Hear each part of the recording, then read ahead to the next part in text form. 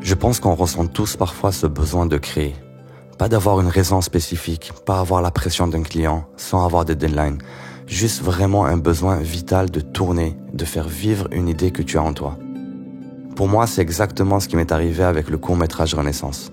Je me suis senti bloqué, vide, et j'avais besoin de tourner quelque chose pour relancer la machine, pour animer la flamme.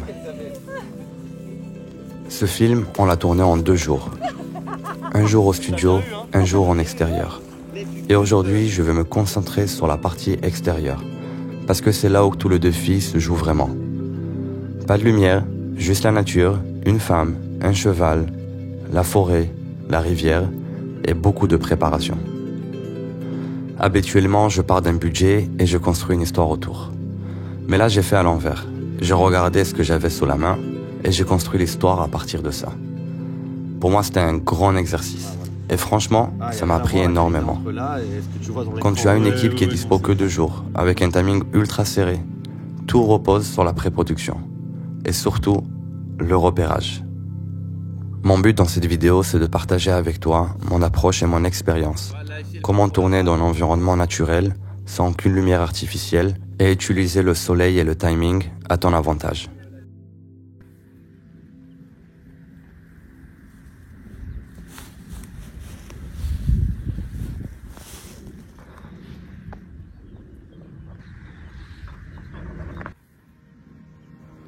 La clé pour réussir ce plan, c'est vraiment le timing. Dans mon repérage, j'avais réussi à voir exactement où est-ce que le soleil se lève. Et pour être tout à fait transparent, j'ai un peu loupé mon timing. Je t'explique. Ici, le soleil se lève derrière la colline à 7h du matin. Et c'est exactement là où ce que je voulais être. Malheureusement, avec le temps de la préparation et le temps qu'on s'organise et met tout en place, il était déjà 8h du matin. Entre 7h et 8h, on a le soleil qui va être dans le champ. Et ça, c'est pas du tout l'endroit où tu as envie d'être. Donc dans l'idéal, 7h du matin, t'aurais donné vraiment ce ciel très bleu, ce mood qu'on aurait cherché, et tu t'aurais pas combattu avec les hautes lumières qui crament ton ciel.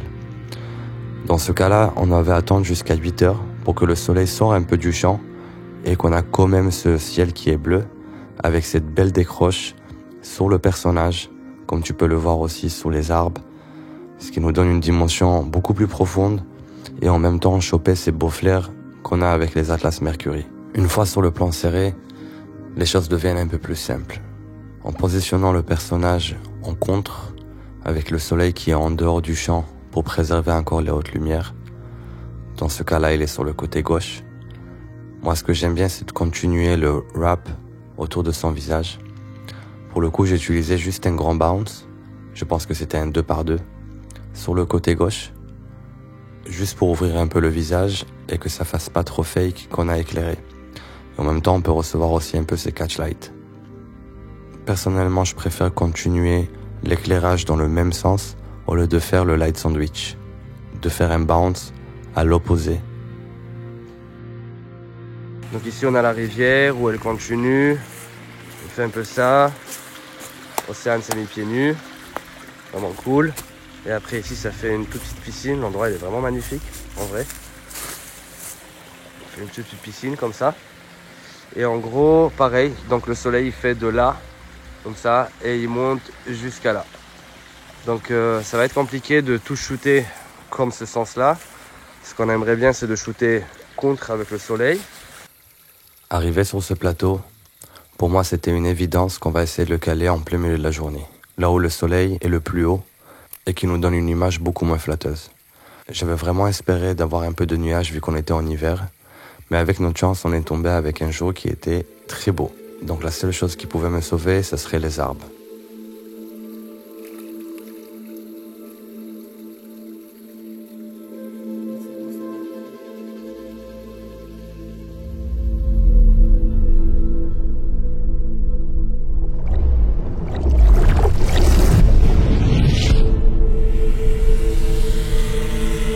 Cheval, Jeff et Moé. Plan drone. Là, le soleil, il est à midi l'idéal c'est qu'on le tourne quand il est à peu près vers là, ça va être entre, on va dire 14h et il se couche par là. Le drone, en soi, il passe tout droit ici. Caméra avec le Inspire qui va être à peu près dans cet axe-là.